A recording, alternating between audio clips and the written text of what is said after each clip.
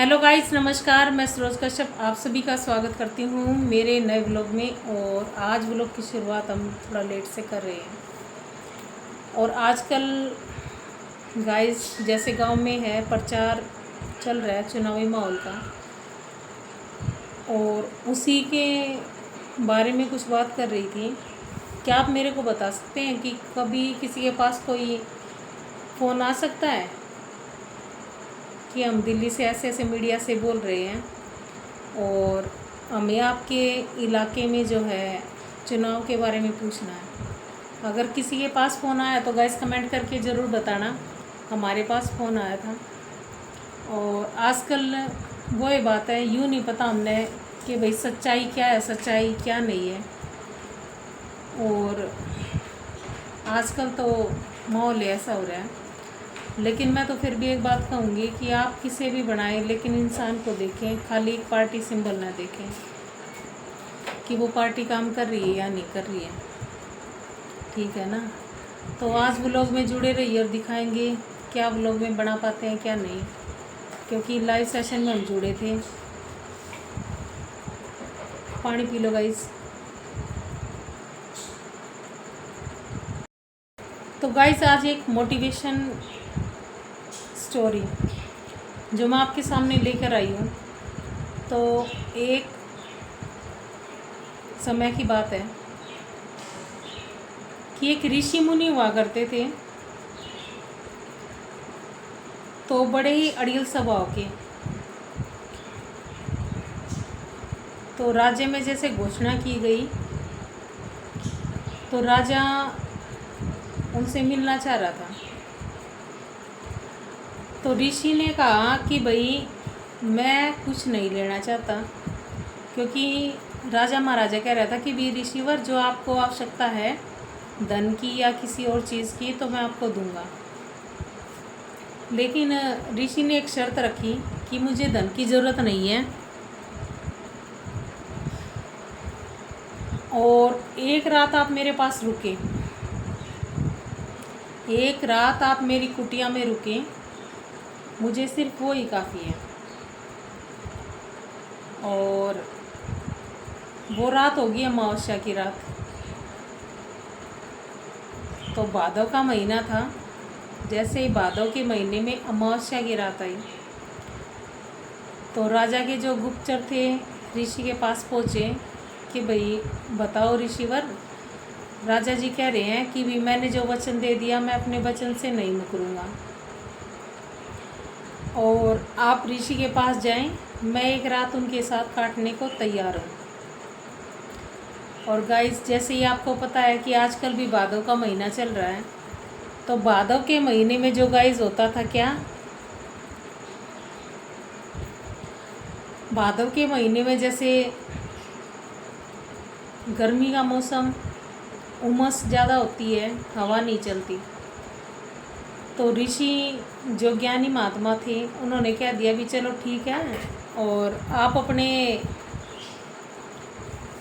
राजा को भेज दो, भी रुक जाएंगे। और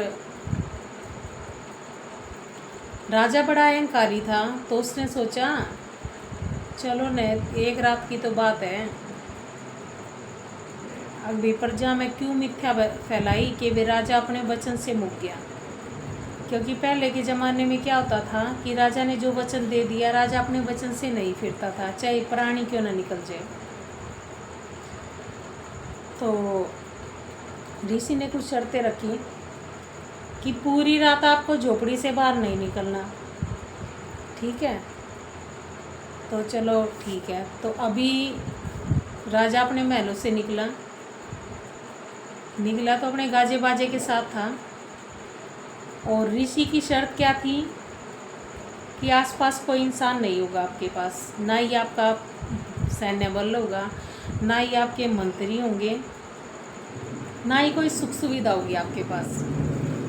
तो अभी राजा जो है वचनबद्ध था। राजा ने सोचा भी वचन दे दिया, वचन का तो पालन करना ही पड़ेगा।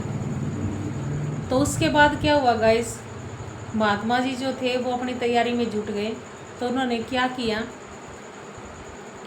तैयारी शुरू कर दी। और तैयारी शुरू क्या की गाइस। उन्होंने क्या किया, ऋषिवर ने झोपड़ी के अंदर कहीं मांस के टुकड़े सड़े हुए टांग दिए, कहीं बदबूदार पानी जो काफ़ी दिनों से कहीं लेट में पड़ा हुआ था। लेट जो होती है कहीं ऐसे जैसे छोटा सा एक गड्ढा हो जाता है और उसमें पानी गिरा जाता है, सड़ा जाता है। और कहीं जो है खून से भरा हुआ कटोरा रख दिया और उसमें बदबू हो गई। राजा तो चतुर था, लेकिन ऋषि जो है अपने ज्ञान से परिपूर्ण था। और ऋषि ने जो है तैयारी कर रखी थी। तो जैसे ही राजा जी आए तो उन्होंने कहा भी आपको यहाँ रुकना पड़ेगा। पहले तो राजा ने सोचा नॉर्मल सी बात होगी।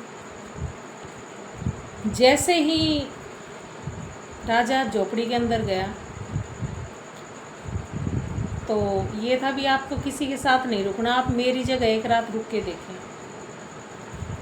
तो बाहर से जो है ऋषि ने झोपड़ी का गेट बंद कर दिया। तो अभी आप सोच सकते हैं कि वो झोपड़ी जिसके अंदर पुराना मांस सड़ा हुआ टांग रखा हो चारों तरफ, और कहीं मैले कुचैले कपड़े चीथड़े पड़े हुए हो और खून से भरे हुए उसने बर्तन रख दिए सड़ा हुआ, कहीं जो पुराना पानी था तो वो रख दिया।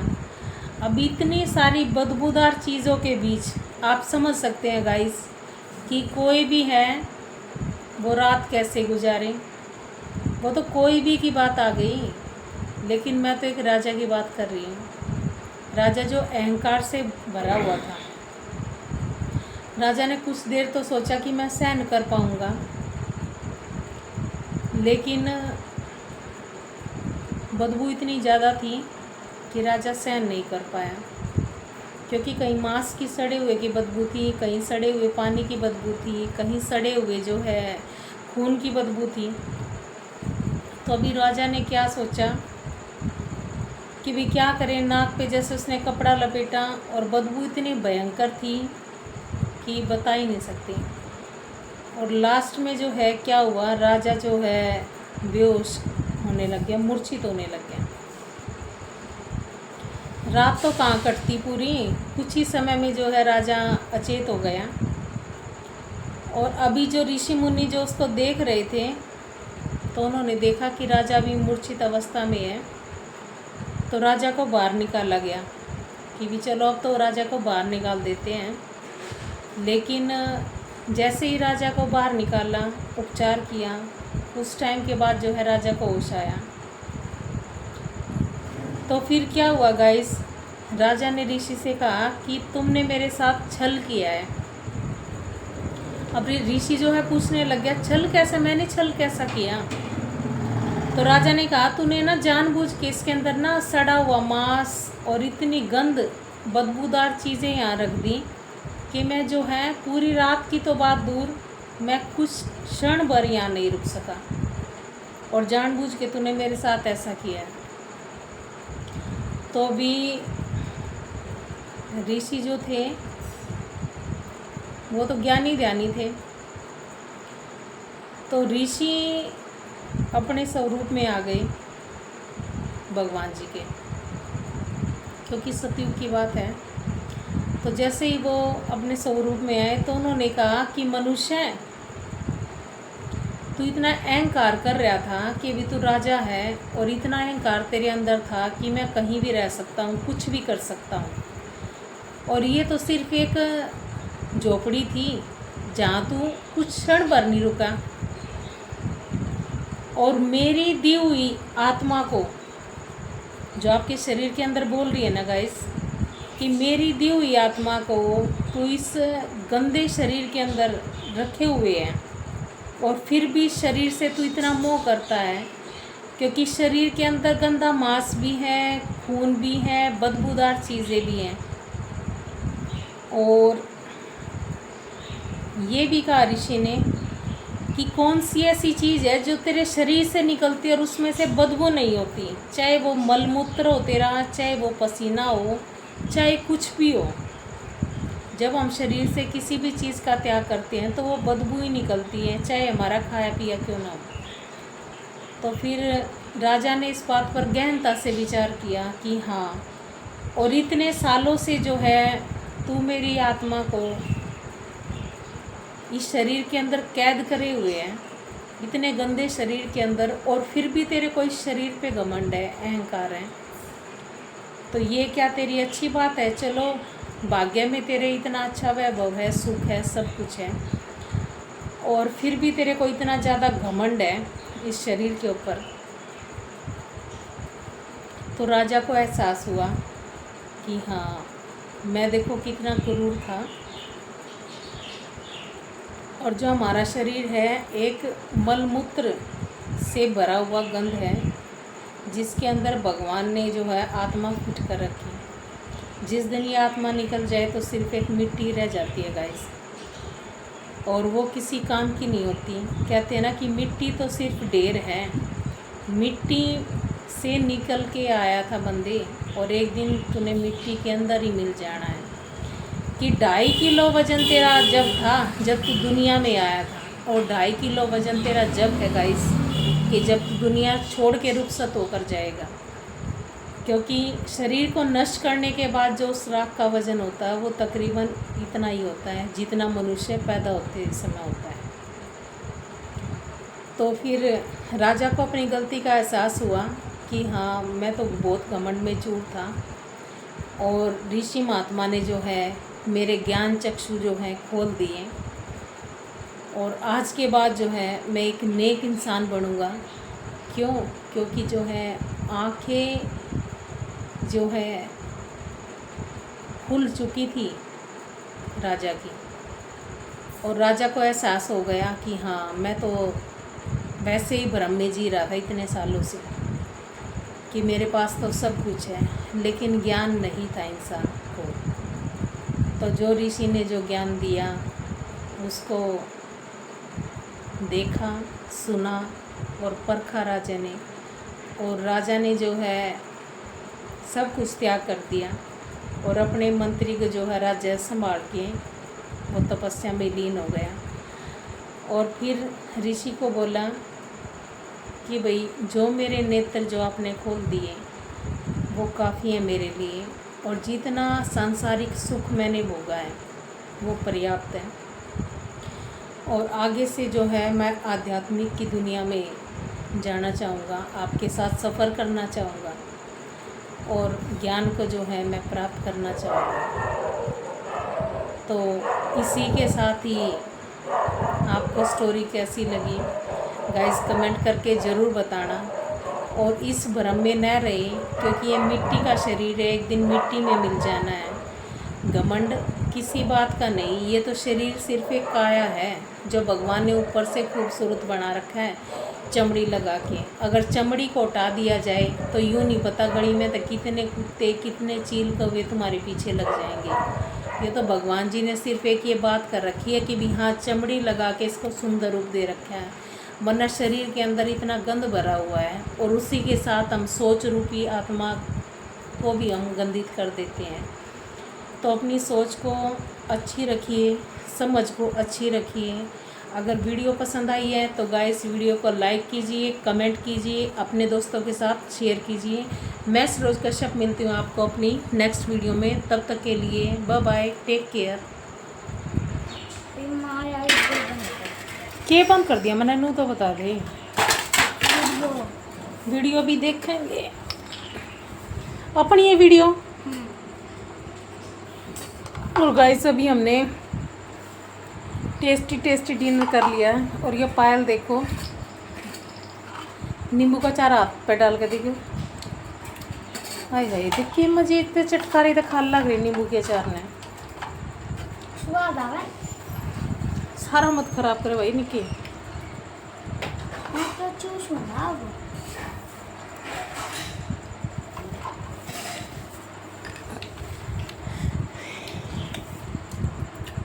ये घर का बना और नींबू का अचार है, देख लो दोनों किस तरह पागल हो रही है। बढ़िया लगे पायल।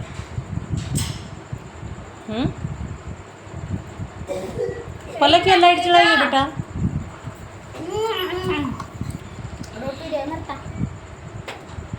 रोटी दे दे, मैं रोटी खाऊंगा। क्या किलो? रोटी लिया। निक्कू की रोटी लिया, ये अचार खान मंड रहे दोनों के दोनों। किसा लगा निको अचार? खाटा खाटा। और ये फुंसी भी हो रही है, इन पे भी बेरा लगेगा खाटा। इतनी तो हो रही है बस यार। कितनी हो देखिए, या फुंसी हो रही मच्छर काटने की वजह से। और फिर भी अचार खा लग रहा तू। डॉक्टर ने ना खट्टी चीज मना कर रखी तेरी, है ना? नहीं बेरा कर दी होगी। अरे किसने देख लो दूसरी ने। मैं खाऊंगा अचार यूं खाने का होया। सब्जी खा ले, देख ले। दुआ तेरी मम्मी अचार है ना, मैं इसका मारूं अभी घेर के फिर अरे फिर दे नहीं।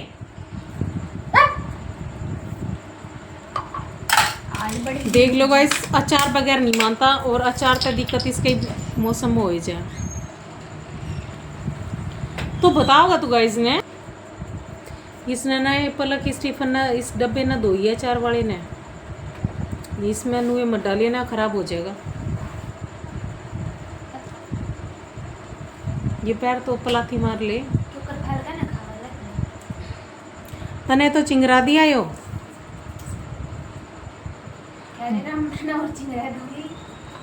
देख लो इस बच्चा का बुरा हाल है, बस एक बार चिंगर जाना फिर यो यालो यार। अब देखो यार, ये किसने देखो गधे ने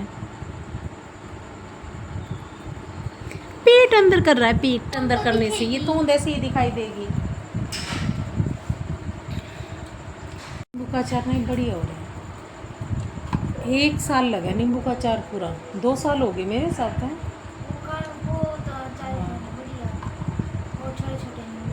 वो काफ़ी पुराना अचार हो गया। क्यों नहीं बढ़िया? वो बहुत पुराना अचार है। पता कि उसमें ना वो लगा दिया तुमने गिल्ले आती, इससे वजह से तो फुई लग गई।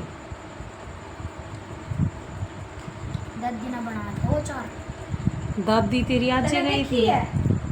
दादी तो बेचारी 18 साल हो गए दादी ने गई दुनिया में। तो ये तो भाई फोन में उसमें फोटो देख सकता है, वीडियो देख सकता है तू, शादी की वीडियो कभी दिखाऊंगे। हाँ पेन ड्राइव में डाल कर फिर दिखाऊंगी तेरी दादी, ठीक है? इसमें नहीं डलती भाई। कुछ छोटे छोटे बच्चे थे या वो किसकी मम्मा का करदा मेरी कौन का करता। चल अब होमवर्क कर ले बेटा, ठीक है ना? पढ़ाई का टाइम हो गया, पढ़ाई करके फिर सो जा यार। एसी चला जा, कम लगे यार सब कपड़े और डोबरे गाइस हरियाणा में बर्तनों को बोलते हैं। कभी आप सोचो के पता की कर रहे हैं, तो ये बर्तन है इनको डोबरे बोलते हैं हरियाणवी लोकल टोन में। डोबरे बासण, कासण है, कासण बासण बोल देते हैं। कासण बासण जिगर काछल वाछल नहीं हो गया ना, कासण बासण हो गया। माता का नाम नहीं हो गया अपने वे कासण। तो देख लो गाइस, इन बच्चा ने अभी डिनर करके हम सारे बैठ गए हैं अपने अपने स्थान पर। एक मोगड़ माई ने देख लो वो पीछे हस्बैंड जी पेट फुलाए क्योंकि गर्मी लग रही है गाइस। और इधर हम बैठे हैं, ये हमारी फैमिली देख लो। फैमिली का छोटा मेंबर तो आया नहीं।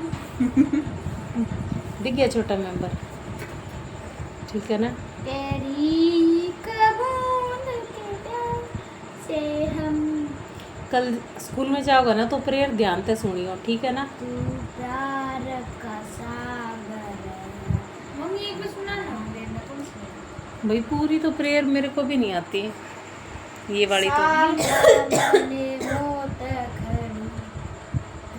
प्यार का सागर है, तू प्यार का सागर है। जा बेटा इसका बैग दे दे उठा के ना और पढ़ लेगा। पापा के फोन में मैंने काट रखी है, वाह सुनी भी थी, देख दिखाऊंगा। नेट नहीं है उसमें नेट का ना, खत्म हो गया। देखूंगा।